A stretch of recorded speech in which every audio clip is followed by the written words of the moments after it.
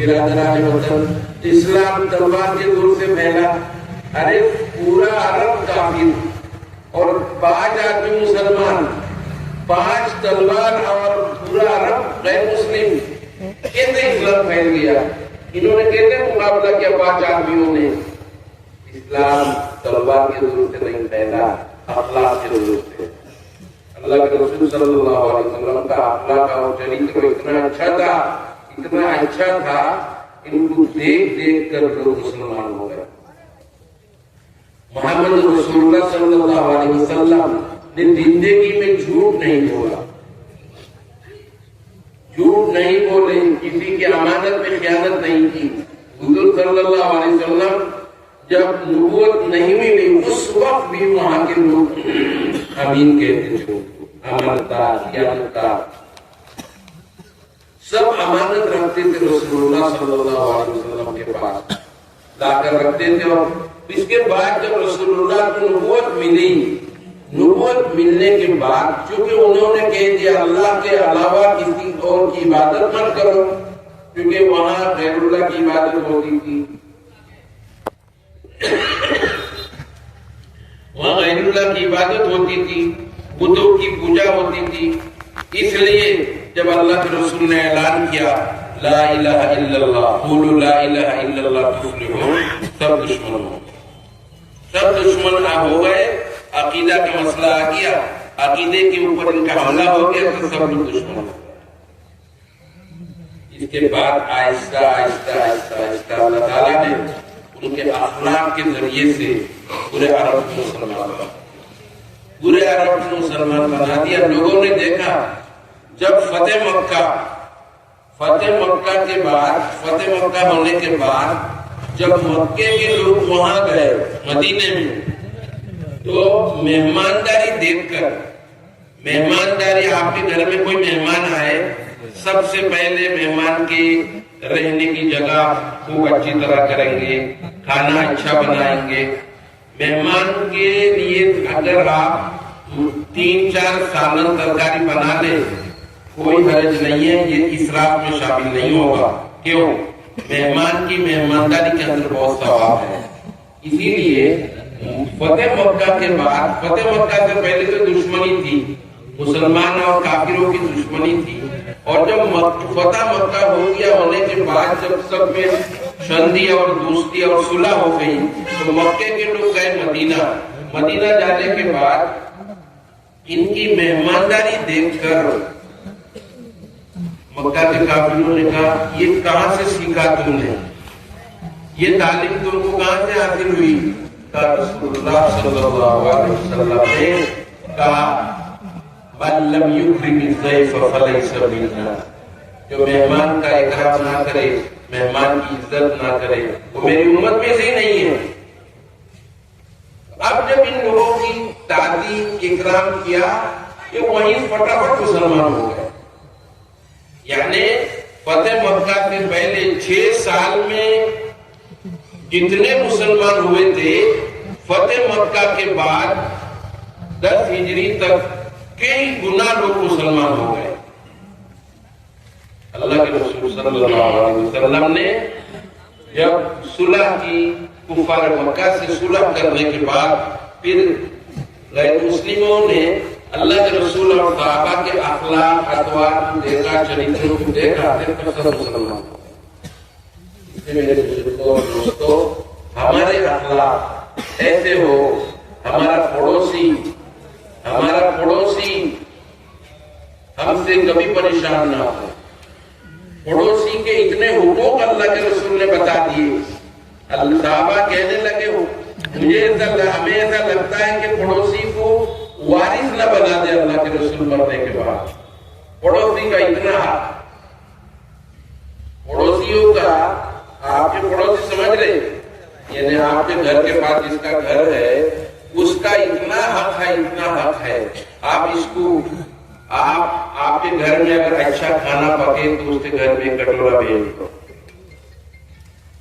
آپ بھیجیں گے تو وہ بھی بھیجے گا، اس کے یہاں کوئی کھانا اچھا بنے گا تو آپ کے گھر میں بھی بھیجے گا. اس سے محبت پڑے گی، اس سے آپس میں مسلمان بھائیوں میں محبت پڑے گی.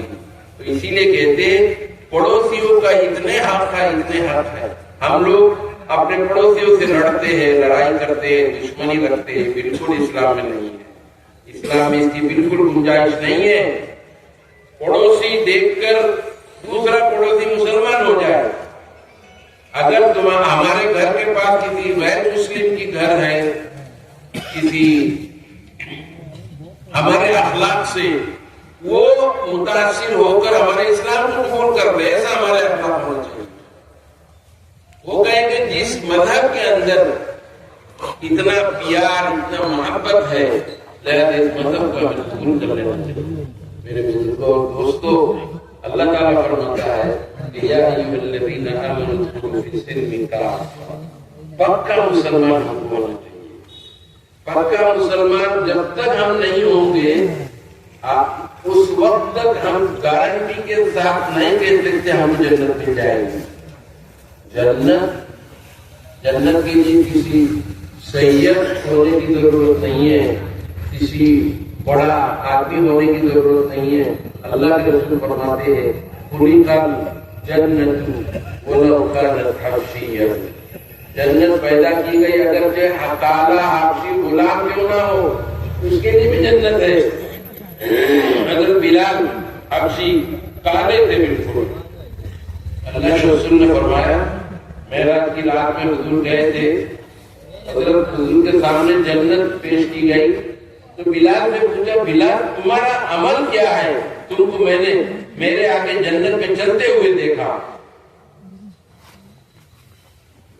उन्होंने कहा, हजरत मेरा तो कोई खास अमल नहीं है, मैं जिस वक्त मैं वुजू करता हूँ, वुजू के बाद 2 रकात तहियतुल वुजू पढ़ता हूँ, बस ये मेरा मामूल है, हमेशा पढ़ता हूँ। आप लोग समझ रहे मेरी बात जी? मैं बहुत सहल और आसान उर्दू में बोल रहा हूँ, और अगर सख्त उर्दू बोलूंगा नहीं समझेंगे।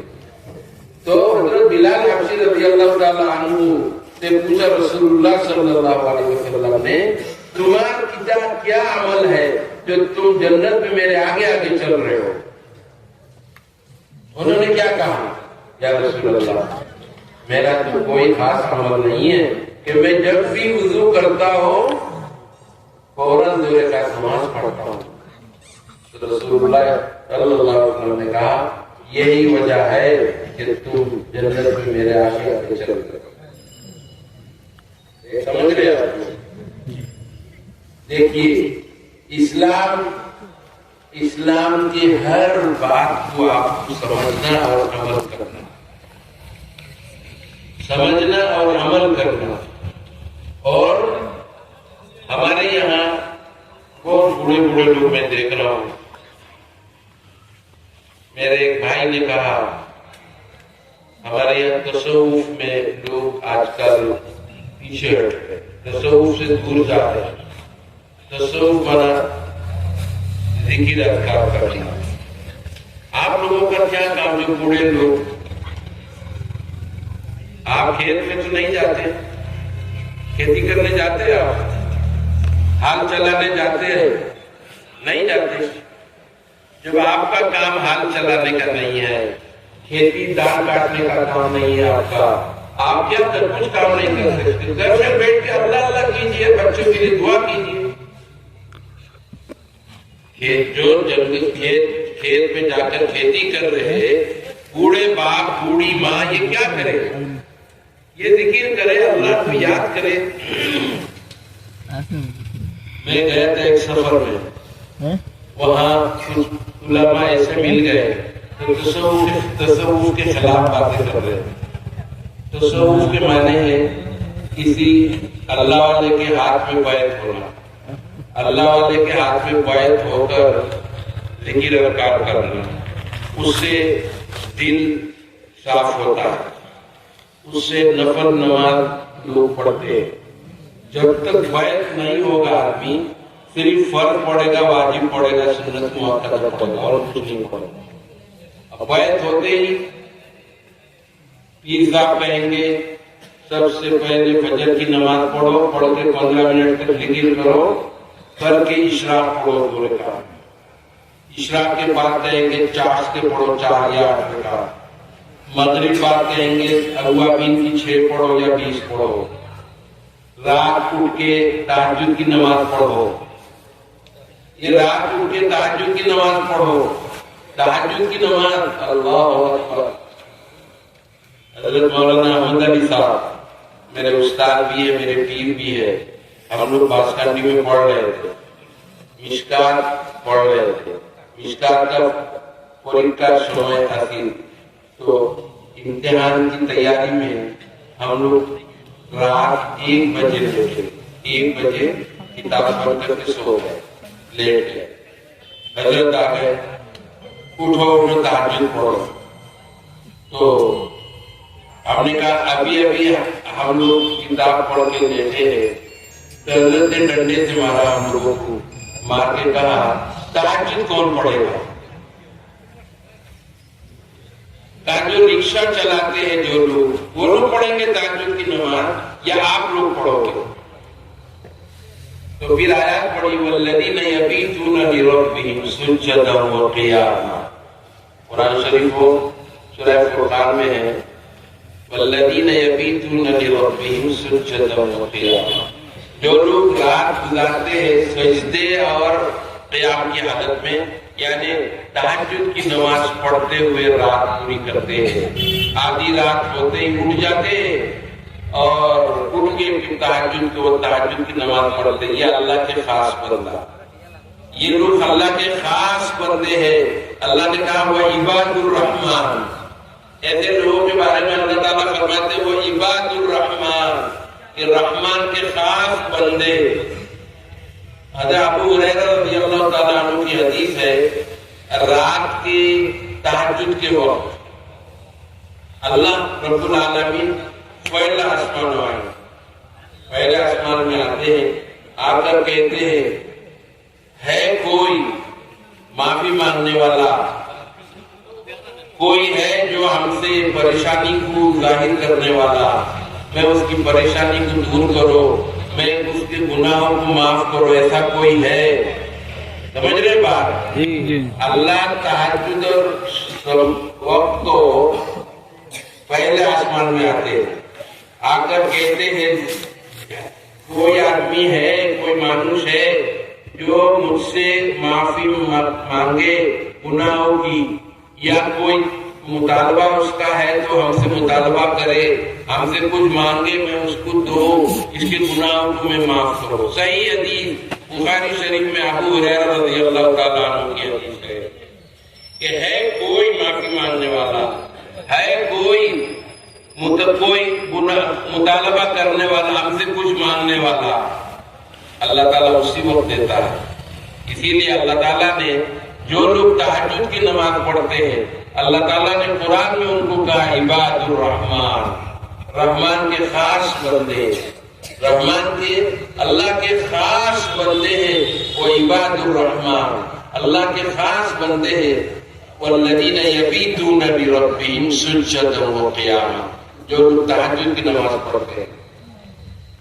اتنی لمبی رات، آج کل رات لمبی ہے نا، سوتے سوتے پیٹ میں درد ہونے لگتا ہے، لیکن رات تو پوری نہیں ہوتی۔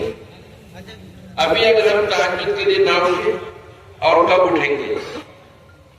ایک ہوتا ہے کھیتی کرنے والوں کے لیے کھیتی کا ایک وقت ہوتا ہے، دھان کاٹنے کے لیے۔ اب یہی مہینہ ہے نا دھان کاٹنے کا، یہی مہینہ ہے نا دھان کاٹنے کا۔ یہ جو لمبی رات ہے عبادت کی کمائی کا مہینہ ہے۔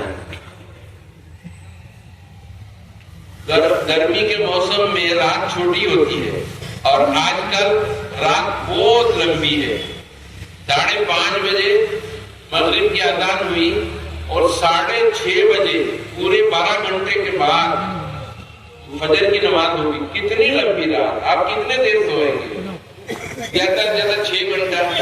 6 گھنٹے کے بعد اٹھیے، اللہ کے سامنے کھڑے ہو جائیے، اسی تہجد کے وضو سے فجر کی نماز پڑھ لیجیے، اللہ راضی ہو جائے گا ہم سے، اللہ خوش ہو جائے گا۔ اسی کا نام ہے نیت صاف رکھنا، اللہ کے لیے عبادت کرنا، اللہ کے نام سے زبان ہر وقت کر رہنا، اللہ اللہ اللہ اللہ اللہ اللہ، 24 گھنٹہ آپ کا کام ہے۔